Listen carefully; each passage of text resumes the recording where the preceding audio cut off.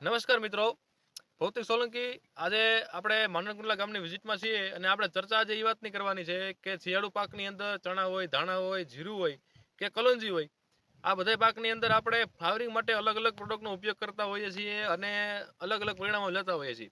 પણ આજે આપણે ચર્ચાનો વિષય એ છે કે સાયફોનનું જે એક્સરે આવે છે એ એક્સરેના પરિણામ આપણા જે ખેડૂત મિત્ર છે દિલીપભાઈ, એ દિલીપભાઈના પરિણામો કેવા મળ્યા છે એની આપણે ચર્ચા કરવાની છે. તો દિલીપભાઈ, તમે આ એક્સરેનો ઉપયોગ કરવાની શરૂઆત કઈ રીતે કરી અને તમને પરિણામો કેવા મળ્યા એની ચર્ચા કરો. મેં એક્સરે મગફળીમાં વાપરેલું 2 વખત. હા. ત્યારબાદ સારું ઉત્પાદન આવ્યું. અત્યારે મેં ચણામાં 2 વખત વાપરેલું છે. હા. અને ફૂલ અને ફાલ હા. બહુ વધારે છે. ધાર્યા કરતાં વધારે રિઝલ્ટ મળ્યું છે. આપ જોઈ શકો છો.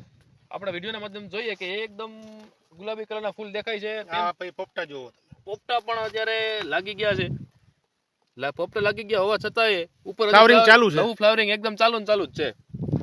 તો દિલીપભાઈ, આપણે મગફળીમાં વાપર્યું ત્યારે તમને ફેરફાર શું જોવા લાગ્યો તો એ મને કહો. મગફળીમાં સુયાની સંખ્યા વધારે હતી. હા. અને વીઘાની ઉપર 1.5 થી 2 ગુણી વધારે મગફળી ઉતરી છે.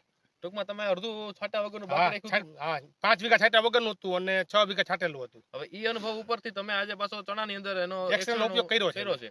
એમાં પણ તમને અત્યારે પરિણામ જોરદાર લાગે છે. હા, બહુ જોરદાર રિઝલ્ટ લાગે છે અત્યારે. આપણે બીજા ખેડૂત મિત્રોને ફ્લાવરિંગ માટે કોઈ પ્રોડક્ટની ભલામણ કરવી હોય, આપણે એક્સરે વધારે વાપરે ખેડૂતને એવી મારી સલાહ છે. ઓકે, ધન્યવાદ.